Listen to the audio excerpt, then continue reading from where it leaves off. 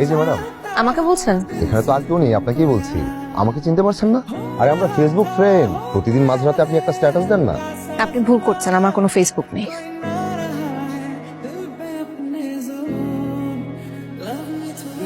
সাবধানে যাবেন ম্যাডাম, আমি আছি।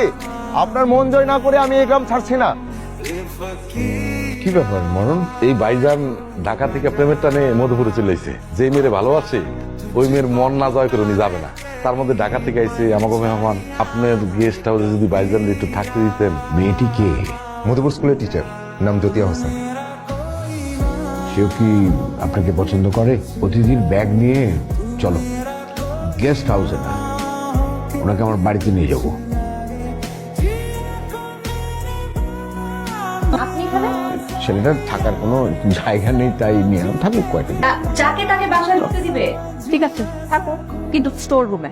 আমার কোনো সমস্যা নেই।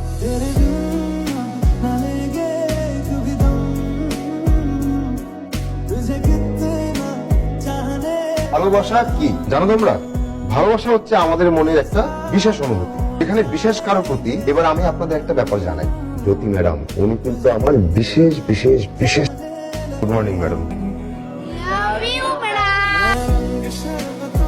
ছেলেটাকে তোমার কেমন লাগে? ভালোই। তার মানে আমি ওকে সুযোগ দিয়ে ফোন করিনি। এটা দিয়া বলবি বাবা পাঠিয়েছে। আসো আসো। বাবা পাঠিয়েছে। এটা থেকে তো তোমার আপুর সুবাস বেরোচ্ছে। Thank you madam.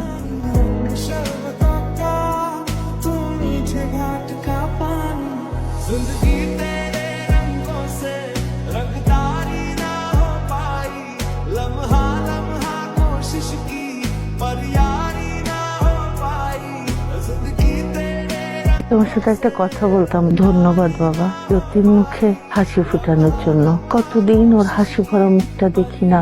এই সত্যটা তোমাকে না জানালে বেইনসাফি হয়ে যাবে। পড়া অবস্থায় ও একজনকে ভালোবেসেছিল।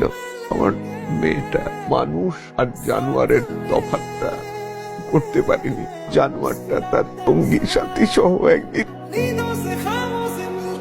আমার মেয়ের জীবনটা শেষ করে দিয়েছে। এই সত্যটা জানবার পর তুমি যদি এখান থেকে চলে যাও, দয়া করে এমন ভাবে যাবে যাতে আমার মেয়েটা আর কষ্ট না পায়।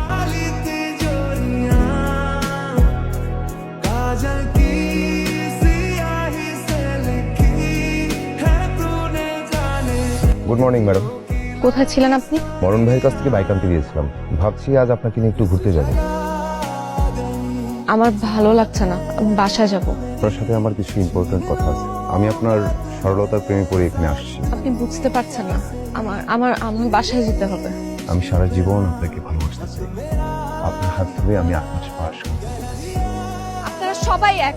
মেয়েদের খেলনা মনে করেন, মানুষ মনে করেন না। ক্ষণিকের জন্য শুধু শরীর চাই, তাই না? কিভাবে পারেন একটা মেয়ের সাথে এরকম করতে? মন নেই আপনাদের? আপনারা ভালো মানুষের মুখোশ পরে থাকেন এক একজন।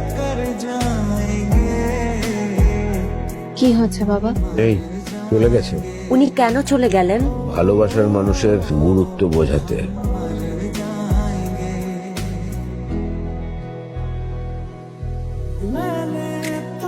আমি আছি। আপনি না চলে গেছেন? এতদিন কাজকর্ম ফেলে এখানে এসে পড়ে আছি কি আর্মিতে চলে যাওয়ার জন্য? নিচে নামেন, চিৎকার করে কথা বলতে পারবো না। হ্যাঁ